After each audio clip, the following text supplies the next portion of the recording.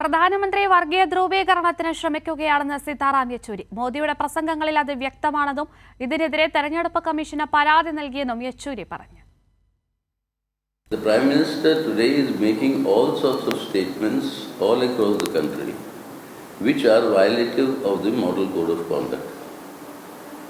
I have given a petition to the Election Commission listing out various statements made by the Prime Minister, including information and evidence of the speeches that the Prime Minister made, aiming at sharpening communal polarization on the issue of Ram, leading up to Ram Navami, which was yesterday, on the question of Ram and the Ram temple in Ayodhya.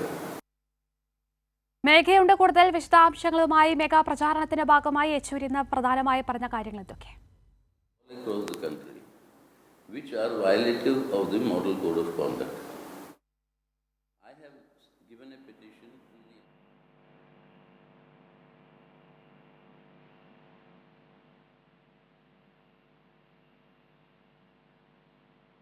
ബിജെപിക്കെതിരെയും പ്രധാനമന്ത്രിക്കെതിരെയും രൂക്ഷ വിമർശനം തന്നെയായിരുന്നു സീതാറാം യെച്ചൂരി തെരഞ്ഞെടുപ്പ് പ്രചാരണത്തിന്റെ ഭാഗമായി മാധ്യമങ്ങളോട് സംസാരിച്ചപ്പോൾ ഉന്നയിച്ചത്.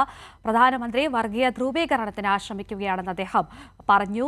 മോദിയുടെ പ്രസംഗങ്ങളിൽ അത് വ്യക്തമാണെന്നും ഇതിനെതിരെ തെരഞ്ഞെടുപ്പ് കമ്മീഷന് പരാതി നൽകിയെന്നും അദ്ദേഹം പറയുകയുണ്ടായി. എന്നാൽ തെരഞ്ഞെടുപ്പ് കമ്മീഷന്റെ ഭാഗത്തു നിന്നും യാതൊരു നടപടിയും ഉണ്ടായില്ല എന്നും അദ്ദേഹം കൂട്ടിച്ചേർത്തു. കേരളത്തിൽ ബിജെപി അക്കൗണ്ട് തുറക്കില്ല എന്നും അദ്ദേഹം പറഞ്ഞു. തൊഴിലില്ലായ്മ രൂക്ഷമായി നിൽക്കുന്ന ഒരു സാഹചര്യത്തിൽ ഒപ്പം തന്നെ മണിപ്പൂരിലെ വിഷയം, ഇലക്ട്രൽ ബോണ്ട് വിഷയത്തിൽ ഒന്നും തന്നെ ഇതുവരെയും മോദി ഒരക്ഷരം പോലും മിണ്ടിയില്ല എന്നും അദ്ദേഹം പറയുകയുണ്ടായി. മേഘയുണ്ടെന്നാണ് കരുതുന്നത്. മേഘ, കീർത്തി, പ്രധാനമന്ത്രി വർഗീയ ധ്രുവീകരണത്തിനാണ് രാജ്യത്ത് ശ്രമം നടത്തുന്നത്. അദ്ദേഹം കഴിഞ്ഞ കുറെ ദിവസങ്ങളായി നടത്തുന്ന പ്രസംഗങ്ങളിൽ ഇതെല്ലാം വ്യക്തമാണ്. ഇതിനെതിരെ തെരഞ്ഞെടുപ്പ് കമ്മീഷന് പരാതി നൽകിയിട്ടുണ്ട്. എന്നാൽ തെരഞ്ഞെടുപ്പ് കമ്മീഷൻ ഇതുവരെയും ഒരു നടപടിയും സ്വീകരിച്ചിട്ടില്ല എന്നും CPIM general secretary Sitaram Yechury പറഞ്ഞു. വടക്ക് കിഴക്ക് സംസ്ഥാനങ്ങളിൽ തരത്തിലുള്ള പുതിയ പ്രശ്നങ്ങൾ പുകയുന്നു.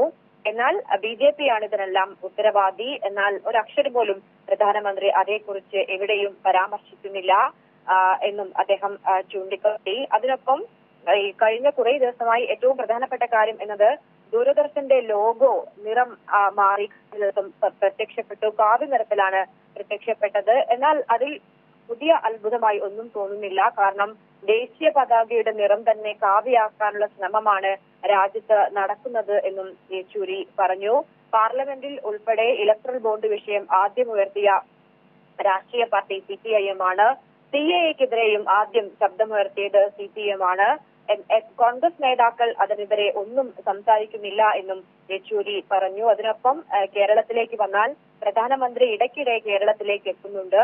എന്നാൽ കേരളത്തിൽ BJPക്ക് ഒരു അക്കൗണ്ട് പോലും തുറക്കാൻ സാധിക്കുകയില്ല. വടകര ലോക്സഭാ മണ്ഡലം LDF സ്ഥാനാർത്ഥി KK ശൈലജ ടീച്ചർക്കെതിരെ ക്രൂരമായ വ്യക്തിഹത്യയാണ് നിലവിൽ നടക്കുന്നത്. അത് അപലപനീയമാണ്. ഇപ്പോൾ നടക്കുന്ന വ്യക്തിഹത്യ എന്നത് ശൈലജ ടീച്ചർ വിജയിച്ചു എന്നത് വ്യക്തമാക്കുകയാണ് എന്നും അദ്ദേഹം പറഞ്ഞു. കീർത്തി, ശരി, മേഘയാണ് വിവരങ്ങൾ നൽകിയത്.